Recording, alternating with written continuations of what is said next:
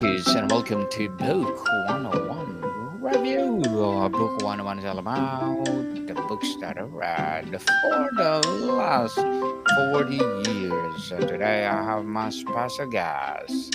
She's the author of the book Parenting in a Climate Crisis, no other than Miss Bridget Shirvell. Hi, thanks so much for having me. Welcome to Book 101, Miss Bridget. And can you please introduce more about yourself? Sure. So, I have been an environmental journalist for the past 10 years. And as part of that, I became very interested in how people are going to live and adapt to our warming world. And so that led me to write the book Parenting in a Climate Crisis. Miss Bridget Shirvell, thank you so much for sharing your knowledge and wisdom to the world. What inspired you to write Parenting in a Climate Crisis, a handbook for turning fear into action? So, really, it was probably the birth of my own child in 2018. I had been an environmental journalist for several years at that point. But I think after the birth of my child, I really started to think about, well, what skills is she going to need in the future? And how can I help her thrive and be a successful person no matter what type of world she's inheriting? And at the time, I found that there was a lot of information out there on how parents talk to kids about the climate crisis and global warming, but there wasn't as much information about those types of skills. And so that's really what I set out to do in this book, was try to figure out. I In a way, I wrote the book for myself, right? Like, this is the book that I wish that I had had. And so, because I was already an environmental journalist, I kind of had access to all sorts of people, from climatologists to farmers to fashion designers. And I really started to focus on what they did in their own households as well. And that really formed the basis of the book. Interesting, Miss Bridget. And how does your book address the unique fears parents face regarding their children's future in a climate crisis? So the book is written very narratively. So I weave in my own stories and the fears that I've had, but also, stories from other parents across the US and really across the world. I wrote a lot of the book actually when I spent a summer in England. And so I did a lot of interviews there as well. And so throughout the book, there's a specific chapter that really deals with emotions around climate change. But throughout the book, there's also just kind of like the day to day practicality, right? Of like what you're making for dinner and how you can put that into terms when you have the time to. What are the key steps of outline for parents to transform climate anxiety to actionable change? So I think it's in a way it's different for every individual. I think in every family, I think I would really focus on what are the types of things that you think are the most important to you and to your family, and where you can kind of enact the most change. So I have a background in food journalism, and so for me I come at it from a very much a food angle of what type of food is better for the planet, how do we reduce our food waste. But other people who might be really into fashion could think about it in terms of slow fashion, or what type of fabrics are better, what types of things do I want to do. Or there's lots of things around travel, or just kind of the skills we build around curiosity and problem solving. Can you share a specific strategy from the book for teaching young children about climate issues without overwhelming them?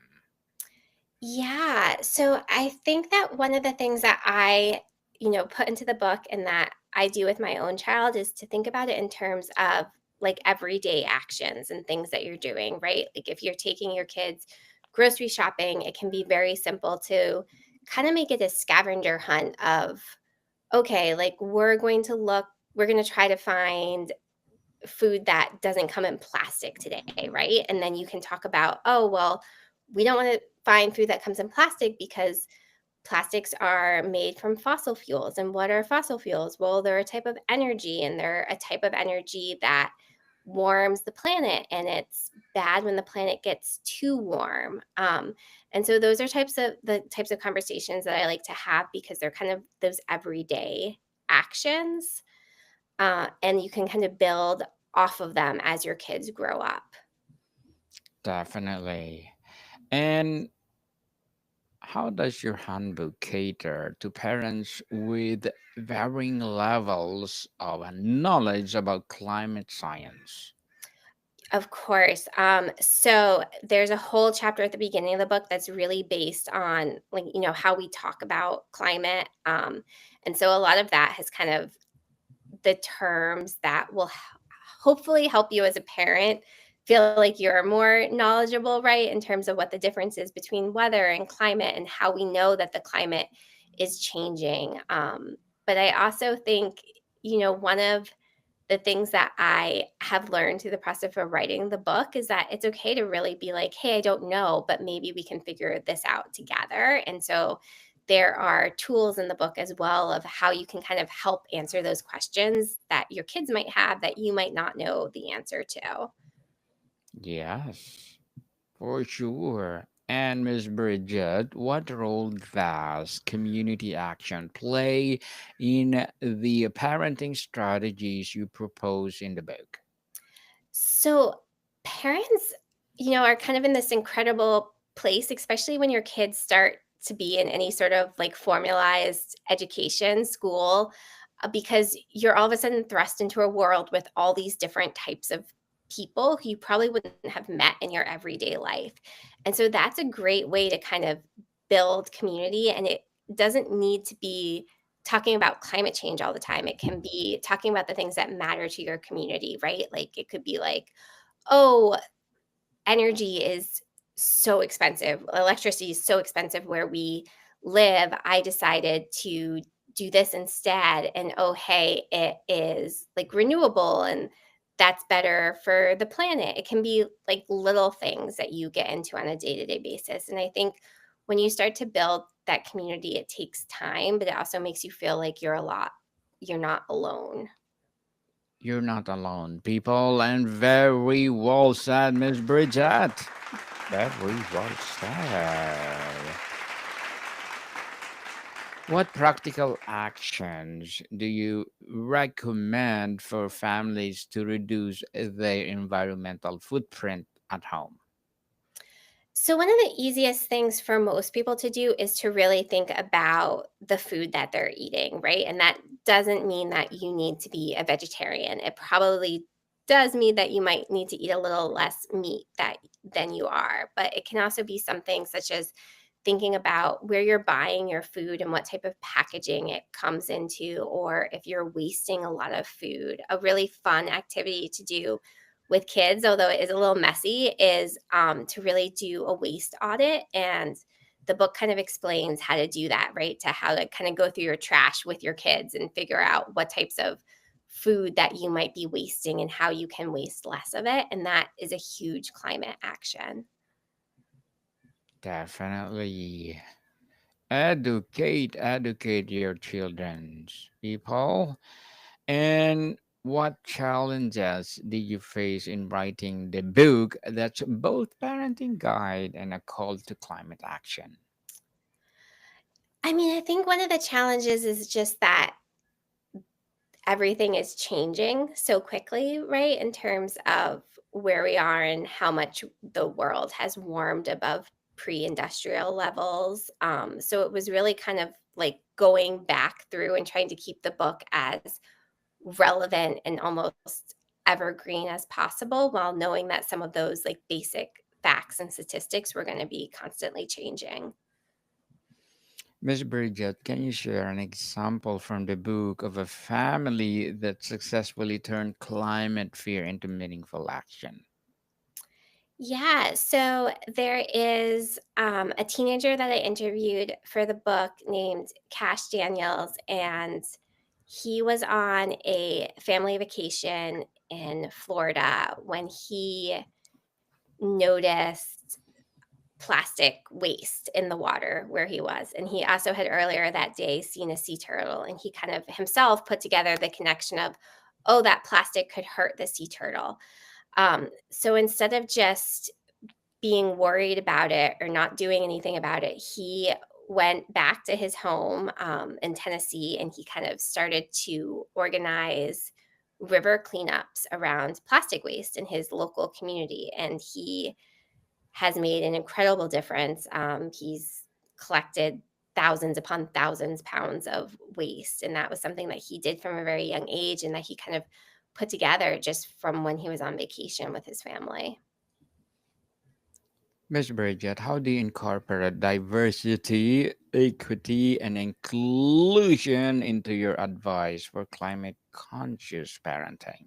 So it was really important to me when I wrote the book that the stories that people heard throughout the book were from many different types of families, right? Like my perspective is just one. And so throughout the book, I think that there are parents that people, no matter who they are, will kind of see themselves in, right? There are single parents, there are, your like typical heterosexual parents, there are people of color, there's just a lot of different examples of how different people are doing it within their own lives and their community.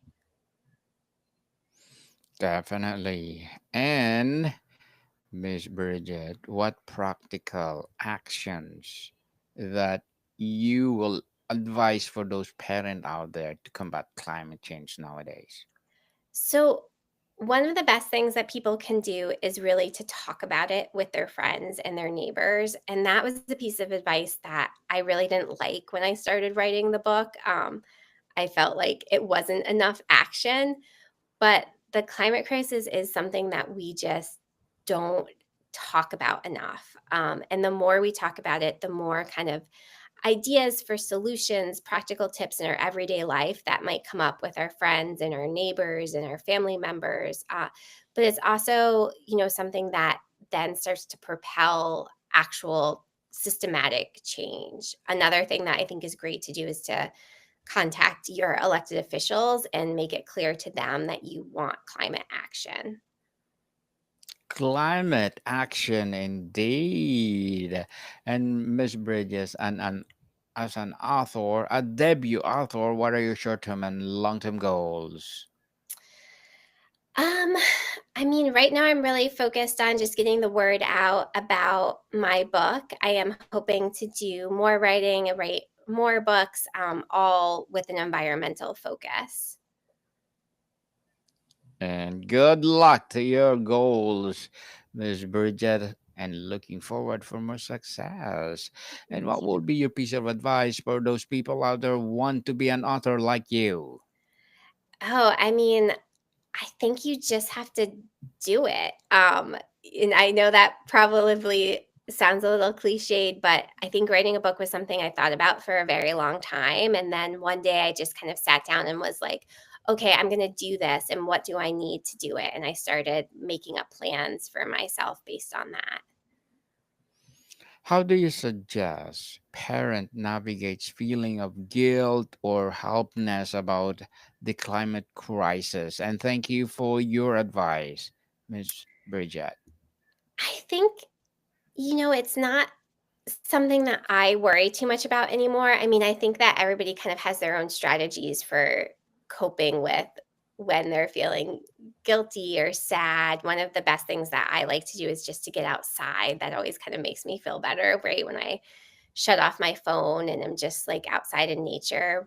But I think one of the things that I also just kind of keep coming back to is whether or not I think we're doomed, would it change who I am as a person and sort of what my values are? And the answer to that is no. So I really just focus on doing the best that I can and really creating joy for my child and myself when I can. Miss Bridget, can you please recommend a books or book that influence your journey?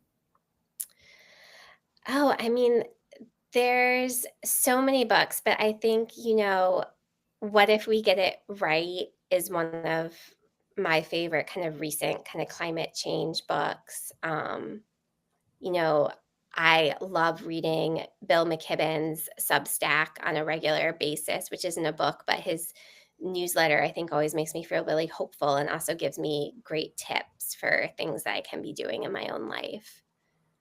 Hopeful indeed. And thank you for that recommended book, Miss Bridget. What are the some age appropriate ways to involve children in climate activism as outlined in the book? Yeah, I mean, I think that parents kind of know best what their own kids can handle and kind of what their maturity level is. But from a very young age, it can really just be spending time in nature and talking about, why we take care of the planet, why we take care of things when we're outside. Then you can go into kind of like growing things, right? Sunflowers or strawberries or whatever your kid is into is just a great thing to kind of get them involved in. And then as they get older, it can really be like what they're interested in, right? It can be like Cash Daniels, who I mentioned before, was really concerned about wildlife. And so he decided to do river cleanups. There's another teenager I spoke to about the book who was really kind of concerned about the tick population, right? And how that affects our health and how the warming weather kind of spreads ticks up and down the East Coast, and so she kind of got involved with kind of educating people about, how to do tick prevention when they were outside. So I think you can really as your kids get older, you can really let them take the lead. How does your book address the financial or logistical barriers some families face in adopting sustainable practices? Yeah, so one of the things that I tried to stress throughout the book is that you kind of do the best you can for your situation and kind of realize that like it's always changing, right? When your kids are really little, it might be a question between using reusable diapers or using disposable ones. And there's really no right answer to that because one might be more sustainable if you're living someplace where there's not a drought. But if you're living someplace where there's a drought and you have to wash them all the time, that's probably not the most sustainable option. And then you kind of think about, oh, well, what you can actually like afford to do and also what is just like practical with your day to day. And I really like to think about like this is a moment in time and I'm going to do what I can in this moment of time and realize that it's going to evolve as my child evolves and grows and as I'm in a different place in my own life as well. What feedback have you received from parents who've applied the handbook strategies in their daily lives? So I've gotten some really nice feedback that people just found the book very approachable and that there were good suggestions that they could use in their own life. One of my favorite pieces of feedback on the book was that somebody told me she could tell that the book wasn't written by AI because there is so much emotion in it. And I thought that was so great and nice to hear.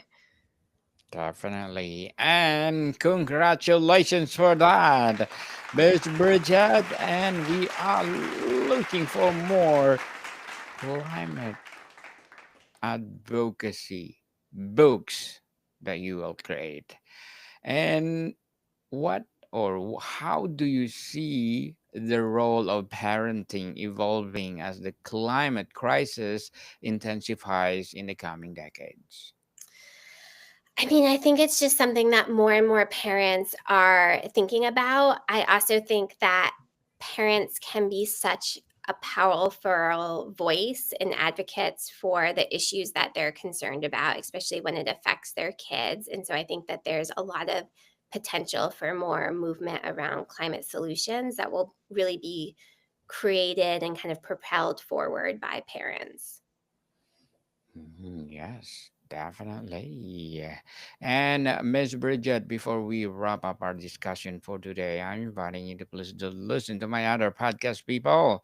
my other podcast, because my abstract essay is already in fifth season, abstract poetry in second season, and my book 101 review in fifth season too, comedy 101 in second season, and my food 101 in fifth season as well, geography 101 in fourth season, and my baby podcast law 101 and mental health 101 love letters in third season, and movie 101 review and music 101 in fourth season, and science 101 and sex 101 in each per season. Please listen to them wherever you listen your podcasts. And Miss Bridget, what is the one key takeaway you hope every parent gains from reading Parenting in a Climate Crisis?